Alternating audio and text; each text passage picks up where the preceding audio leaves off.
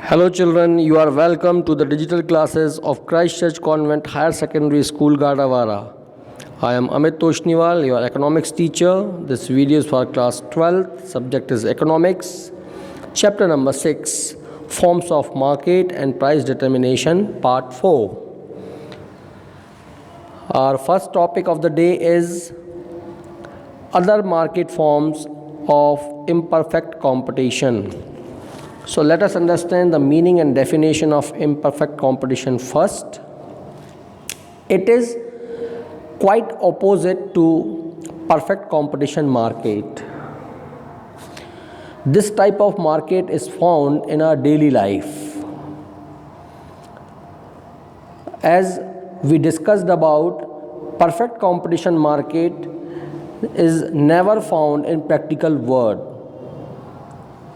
and perfect monopoly is also not found exceptional cases के अलावा।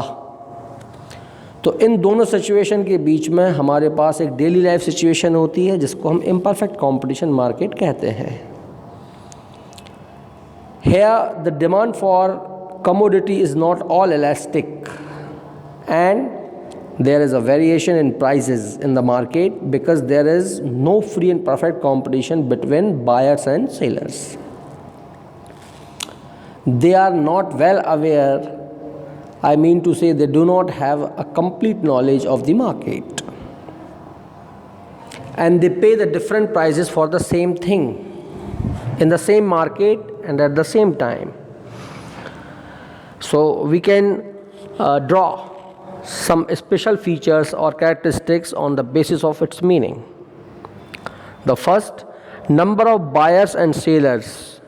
In imperfect competition market, numbers of buyers and sellers are comparatively less than the perfect competition market. There are a few producers of the commodity. So price prevailing in the market is easily influenced by an individual buyer or individual seller. हर एक दोस्त ज़रूरी होता है, यानी हर एक buyer और हर एक seller ज़रूरी है मार्केट में, यानी कि वो प्राइस को क्या कर सकता है, इन्फ्लुएंस कर सकता है। The majority of buyers and majority of sellers can have a little control over the market. Second point है no mutual interdependence. So all the manufacturers and producers are free. They have no mutual togetherness. It means that each firm is a price decider, price maker, and they put price out policies without considering the possible reactions of rivalry firms. So they have their own independent price policy. तो यहाँ पे वो price taker नहीं होता। Perfect competition में price taker है, imperfect में price maker है। मन मर्जी जितना आ रहा है एमआरपी डाल दे रहे हैं, कोई कहने वाला नहीं है ना। अंधा पीसे रेवड़ी और चीन चीन के दे वाली कहावत इसमें चरितार्थ होती है। थर्ड है product differentiation. It means that products are not homogeneous, they are not of the same type. तो परफेक्ट उसका substitute is not found in imperfect competition market. Unorganised market, इसका मतलब हुआ जो तुम अपने आसपास रोज़ देखते हो वही बस। एक दुकान दवाई की है, दूसरी दुकान जूते चप्पल की, तीसरी कपड़े की, चौथी पैंट की, पांचवी नाव की, छठवीं किराने की। अनऑर्गेनाइज्ड मार्केट होते हैं ये। Why? Because there are various social, political and physical barriers. They cannot connect each other very easily and cannot compare commodities, and they cannot compare even the prices, buyers. It's not possible. अब सारी दुकानें एक सी रहेंगी तो आजू बाजू में पता कर सकते हो ना। अब एक किराना दुकान, उसके बाद 15 दुकान छोड़ के किराना दुकान है, तुमने कहा भैया यहीं से ले लो, कौन जाए वहाँ पर। जो प्राइस मिलता है तुम वही ले लेते हो, कंपेयर नहीं कर पाते प्राइस। बायर्स जो है वो प्राइजेस कंपेयर नहीं कर पाता। फिफ्थ पॉइंट है lack of mobility of goods and factors of production.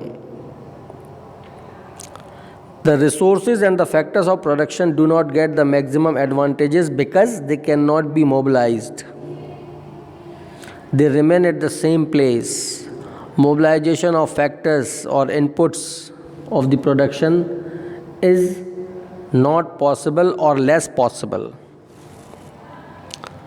No fixed price. छुरा लेके बैठा होता है सेलर गर्दन पर रखने के लिए, कहाँ से काटना ही उसके हाथ में होता है। जैसा ग्राहक जैसा चेहरा वैसा चंदन, जो जितने में फंस जाए। ठीक है, तो फिक्स प्राइस नहीं होती यहाँ पर। डिमांड सप्लाई का जो फैक्टर है वो यहाँ पर काम नहीं करता। Price determination under imperfect competition. तो सबसे पहली बात हम आपको बता दें कि यहाँ पर जो अभी हमने कही थी, सप्लाई और डिमांड वाला फैक्टर जो होता है वो यहाँ पे काम नहीं करता। यहाँ पर जो फर्म्स का जो रेवेन्यू कर्व होता है वो स्लोपिंग डाउनवर्ड्स होता है, लेकिन मार्जिन रेवेन्यू से लेस होता है। क्यों? क्योंकि कोई भी फर्म जो होती है वो ज़्यादा से ज़्यादा चीज़ों को बेचना चाहती है। इसके लिए क्या होगा, उसको अपनी प्राइस को रिड्यूस करना पड़ेगा। तो यहाँ पर डाउनवर्ड स्लोपिंग डिमांड कर्व रहेगा। उसके लिए क्या रीज़न है? पहला, products of all the firms are not uniform but slightly different from each other. आजू बाजू यदि दो दुकानें पास पास भी हैं तो दोनों साबुन रखा है, एक रखा है लक्स, दूसरा रखा है रेक्सोना। लक्स वाला रेक्सोना से बेहतर बता रहा है और रेक्सोना वाला लक्स से। भ्रमित करने का काम चलता है क्योंकि उनको प्राइस मेकिंग करना है ना। नंबर ऑफ फर्म्स होती हैं जो सिमिलर प्रोडक्ट बनाती हैं मार्केट में, इसलिए जो डिमांड होती है प्रोडक्ट की वो डिपेंड करती है प्रोडक्शन पे और प्राइस ऑफ कॉम्पिटिटिव फर्म्स। क्या प्राइस रखी जाए ये डिसाइड होता है दूसरी फर्म क्या प्राइस रख रही है, या तो उसके इक्वल या इसके इक्विवेलेंट या उससे थोड़ा ऊपर या थोड़ा नीचे, चार में से कोई एक कंडीशन फॉलो कर लेते हैं। इस तरीके से प्राइस डिटर्मिनेशन होता है, यानी दूसरे को देखकर, है ना। यदि दूसरे वाले ने कोट जर्सी पहना हुआ है तो मुझे भी बंडी पहनना है, यदि वो फॉर्मल पहना हुआ है तो मुझे फॉर्मल पहनना है। दूसरा क्या कर रहा है तो दूसरे को देखकर प्राइस डिसाइड होती है यहाँ पे, क्योंकि यदि ज़्यादा प्राइस रख देंगे अपनी चीज़ों की तो वो बिकेगी नहीं मार्केट में, उसका कोई क्लोज सब्स्टिट्यूट नहीं है। But buyers will tend to those commodities which are lesser in price.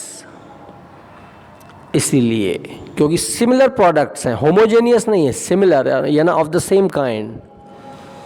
साबुन है मान लो तो एक ही प्रकार की है, नहाने की साबुन है, उसकी 10 वैरायटी हैं अलग अलग, किसी में मोगरे की खुशबू है, किसी में चंदन की, किसी में गुलाब की, बस इतना अंतर है। किसी का वेट में थोड़ा स्लाइड चेंज है, कोई 70 ग्राम का है, कोई 75 ग्राम का है, कोई 80 ग्राम का है, इतना अंतर होता है बस। इसीलिए दूसरी फॉर्म को देखकर प्राइस डिसाइड की जाएंगी। अब दो तरीके से इक्विलिब्रियम देखेंगे अपन फॉर्म का, शॉर्ट पीरियड में और लॉन्ग पीरियड में। तो शॉर्ट पीरियड में हमेशा पॉसिबिलिटी रहती है कि एबनॉर्मल प्रॉफिट अर्न कर लें, या नॉर्मल प्रॉफिट ही गेन होगा या लॉस भी हो सकता है। तो एबनॉर्मल प्रॉफिट कब होगा? When demand is high then the supply, abnormal profit हो जाएगा शॉर्ट पीरियड में। लेकिन साथ में उसका कोई क्लोज सब्सटीट्यूट नहीं होना चाहिए। यदि क्लोज सब्सटीट्यूट है तो फिर डिमांड स्ट्रॉन्ग बन ही नहीं पाएगी कभी भी। जब डिमांड वीक होगी तो नॉर्मल प्रॉफिट आएगा, और जब बहुत वीक होगी डिमांड तो फिर नेगेटिव प्रॉफिट यानी कि लॉस होगा शॉर्ट रन में।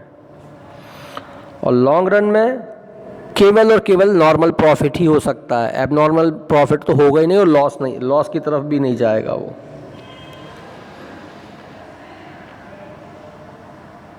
कभी पॉसिबल नहीं होगा। हाँ, यदि वो प्रोडक्शन को इंक्रीज कर लेता है और सब्स्टिट्यूट को बीट कर देता है, प्रोडक्शन को इंक्रीज कर दे और सब्स्टिट्यूट को बीट कर दे,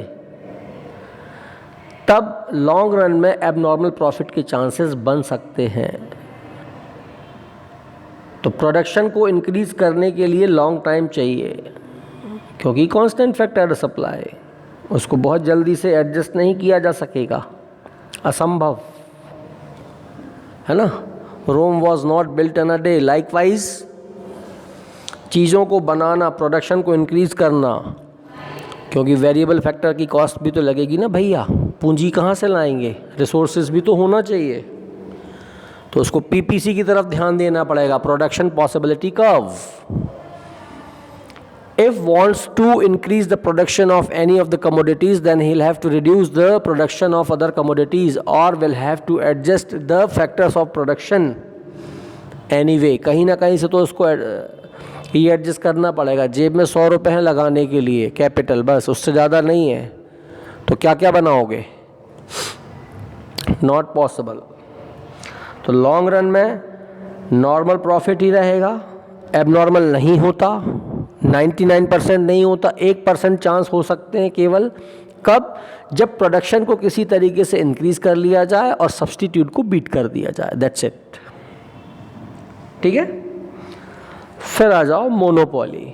मोनो यानी सिंगल, एक, इकलौता, जंगल में एक शेर, उसके अलावा कोई दूसरा नहीं। एक शेर मतलब वही राजा। तो when there is only one seller, one producer or one manufacturer in the market, such state of market, such phenomena is known as monopoly market. But it has got complete control either of these two, either on supply or on price। कोई एक चीज़ पे कर सकता है, supply ज़्यादा करेगा तो price कम हो जाएगा, और सप्लाई को यदि कम करेगा तो प्राइस ज़्यादा ले सकता है। तो किसी एक पे कंट्रोल हो सकता है। और मोनोपोली वाले का सबसे पहला उद्देश्य क्या रहेगा? मैं ही अकेला हूँ, सब कुछ मैं मुझे ही खाना है, मैं ही सब कुछ हूँ, तो वो सर्व ब्रह्म हो जाता है। तो उसका क्या रहेगा उद्देश्य? Maximum profit. काट लो सामने वाले को, जेब भी काटो, उसके बाद गला, ये रहेगा, है ना। तो सिंगल प्रोड्यूसर रहता है, कंट्रोल प्राइस, कंट्रोल उसका one man control, one man army बन जाता है वो कुल मिला करके। दोनों चीज़ों पे कंट्रोल करना उसके लिए संभव नहीं होगा। प्राइस और सप्लाई दोनों के लिए पॉसिबल नहीं हो सकता ना किसी भी तरीके से। ठीक है। तो इसके कैरेक्टरिस्टिक्स पढ़ लेंगे अपन मीनिंग के बाद। पहला, there should be only one producer और सेलर। या तो वो इंडिविजुअल हो सकता है या कॉम्बिनेशन ऑफ प्रोड्यूसर्स हो सकते हैं ना। चोर चोर मौसेरी भैया भी हो सकते हैं। 5 सीमेंट फैक्ट्री वाले, पांचों ने मिलकर एक चैम्बर ऑफ सीमेंट फैक्ट्री बना लिया कि नहीं, इससे कम में अपन को बेचना ही नहीं है, अपन 5 तो हैं ही, तुमसे लेगा या हमसे लेगा, प्रॉफिट सबको होना चाहिए। तो अल्टीमेटली इसमें जो नुकसान होता है वो किसका है? कंज्यूमर का, बायर का, यदि है तो। कमोडिटी जो होती है उसका कोई क्लोज सब्स्टिट्यूट नहीं होता, इसलिए firm producing similar goods should not exist, नहीं पाया जाएगा। ठीक है। आइडेंटिकल नहीं होती जैसे कि परफेक्ट कंपटीशन में होती थी। इंडिपेंडेंट होता है मोनोपोली वाला। डिमांड कर्व जो रहता है वो डिक्लाइनिंग नीचे की तरफ रहेगा। क्यों रहेगा?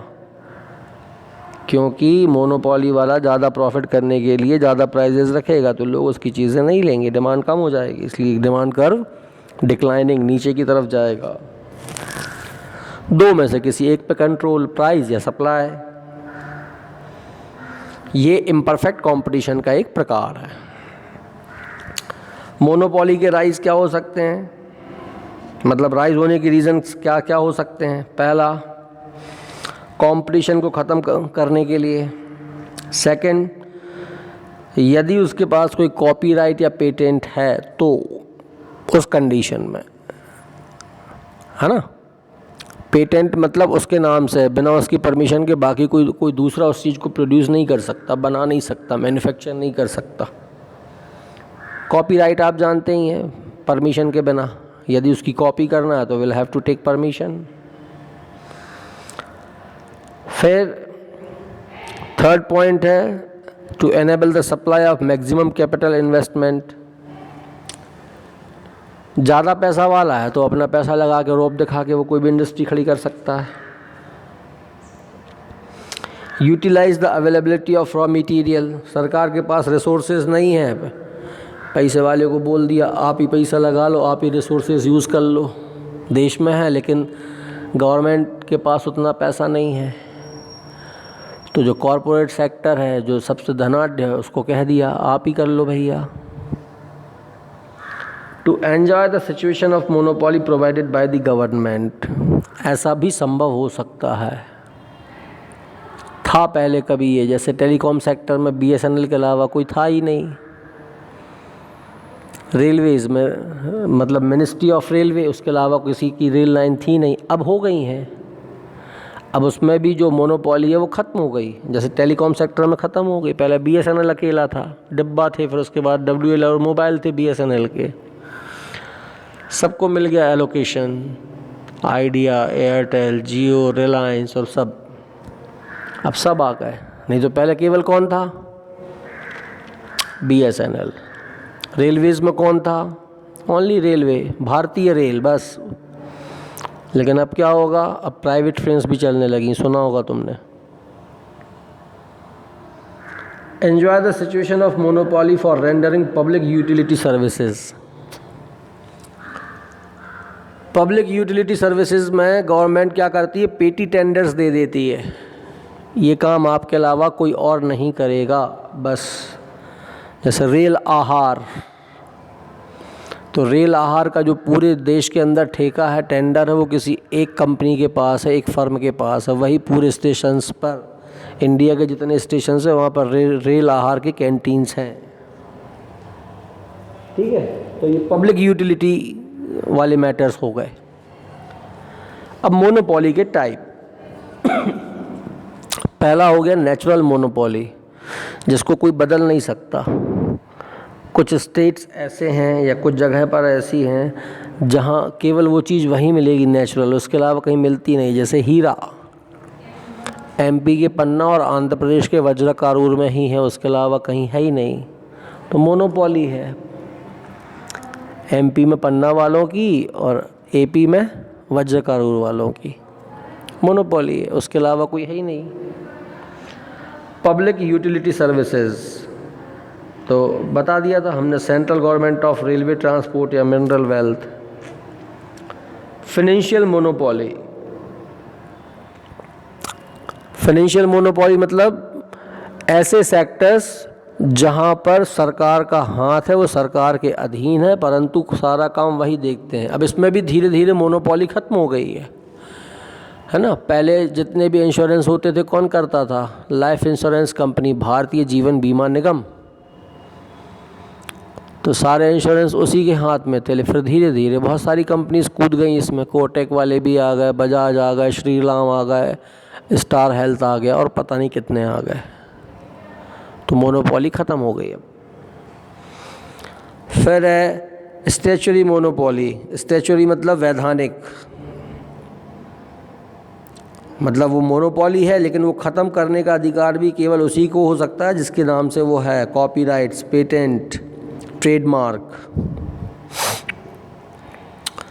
Monopoly by amalgamation, amalgamation means combination, है ना, कंबाइंड, दो फर्म्स का मिलके एक हो जाना, जैसे SAIL, steel authority of India, ACC, associated cement company. तो ये कुछ ग्रुप्स हैं जो मिलके ये इनको चला रहे हैं। डिस्क्रिमिनेटिंग मोनोपोली, इसमें क्या होगा, different prices are charged from different customers और for different regions for one and the same commodity. देखा होगा कभी तुमने, अमूल के ऊपर लिखा रहता है, अमूल का दूध कभी लिया हो या दही, श्रीखंड वगैरह, तो उसमें देखना उस पर लिखा रहता है मतलब जहाँ अमूल कहाँ पर है, हरियाणा, जहाँ पर आनंद जिस जगह पर है, तो वहाँ के लिए रेट कुछ और रहेंगे, लेकिन अदर स्टेट्स के लिए रेट कुछ और रहेंगे। इसको बोलते हैं डिफरेंशिएटेड मोनोपोली। अब प्राइस डिटर्मिनेशन अंडर मोनोपोली कैसे होगा, तो पहला एम जो होता है उसका मैक्सिमम अमाउंट ऑफ प्रॉफिट। तो सबसे या तो हाईएस्ट प्राइस रखेगा और उसको हाईएस्ट सेल से मतलब नहीं है, कम से कम प्राइस हाईएस्ट, जैसे लुम्बोर्गिनी, BMW, है ना, रॉयल इनफील्ड, हाईएस्ट प्राइस हैं, उनको सेलिंग से मतलब नहीं है, एक में इतना कमा लिया कि बाकी बेचने की ज़रूरत नहीं है, जितना बाकी की कंपनी 10 बेच के कमाती उतना उन्होंने एक में कमा लिया। तो वो प्राइस पे मेंशन करती हैं कि हमारी सी कीमत इससे कम में हम नहीं बेचेंगे, ख़रीदना हो तो लो, नहीं तो मत लो, ठीक है। और दूसरा तरीका होता है, वो क्या करती हैं, सप्लाई को रिड्यूस कर देती हैं, मार्केट में अवेलेबल नहीं है लेकिन लोगों में डिमांड है, तो वो डिमांड किसके लिए होती है, लग्जरियस चीज़ों के लिए। वो रिच क्लास के लिए ही काम करती हैं, उसके अलावा है ही नहीं, उनको बेचना ही नहीं है बाकी लोगों को। बाकी मतलब उनको कस्टमर्स या बायर्स बहुत सारे नहीं चाहिए, उनको प्राइस, उनका एक ट्रेंड बना हुआ है, उससे नीचे नहीं बेचेंगे। मुफ्ती, लिवाइस, अपन गारमेंट्स में जाएं तो लॉमैन, किलर, तो प्राइजेज़ हैं, जीन्स हमारा 3000 का ही बिकेगा, हमें कम कस्टमर चाहिए लेकिन वही मतलब जो पहन सकते हैं। तो जितना बाकी की कंपनी 10 जीन्स बेच के कमा रही हैं या 10 गारमेंट्स बेच के कमा रहे हैं, उतना वो एक में कमा रहे हैं। और दूसरा डिटर्मिनेशन होता है सप्लाई या प्राइस। यदि सप्लाई ज़्यादा करेंगे तो प्राइस नहीं बढ़ा पाएंगे, क्योंकि सप्लाई इजीली है, मोर देन सफिशिएंट है, तो प्राइस कैसे ले सकते हैं, नहीं। और यदि प्राइस हाई रखना है उनको तो सप्लाई को स्लो कर दो और कम कर दो, जितनी है मतलब लेस देन सफिशिएंट कर दो तो हो जाएगी। Short term period equilibrium in economy, in monopoly. तो शॉर्ट टर्म में ये पॉसिबिलिटी हो भी सकती है और नहीं भी, कि वो ज़्यादा से ज़्यादा प्रॉफिट कमाए। तो जो स्थिति इम्परफेक्ट कंपटीशन मार्केट में है कि शॉर्ट टर्म में हमेशा तीनों चीज़ों में से कुछ भी हो सकता है। कौन कौन सी तीनों चीज़ें हैं? एबनॉर्मल प्रॉफिट भी हो सकता है, नॉर्मल भी, और नेगेटिव प्रॉफिट यानी कि लॉस हो सकता है। शॉर्ट पीरियड में सप्लाई को एडजस्ट करना पॉसिबल नहीं होता डिमांड के अकॉर्डिंग, इसलिए उसको जो प्राइस मिलती है वो एवरेज कॉस्ट से ज़्यादा मिलती है, तो ऐसी स्थिति में उसको एबनॉर्मल प्रॉफिट हो सकता है। और यदि उसकी प्राइस इक्वल है एवरेज कॉस्ट के तो नॉर्मल प्रॉफिट होगा, और यदि मान लो उससे कम है तो उसको लॉस हो जाएगा। लॉन्ग पीरियड में सफिशिएंट टाइम होता है और वो सप्लाई को, अपने प्रोडक्ट की सप्लाई को एडजस्ट कर सकता है, इसलिए वो अपने प्रॉफिट को भी मैक्सिमाइज़ कर सकता है टोटल एबनॉर्मल प्रॉफिट के लिए यहाँ पर। तो ये स्थिति उसके साथ बन सकती है, ठीक है। तो this is the end of video. You write the question answers related to this. We'll continue some more topics in next video. Thank you.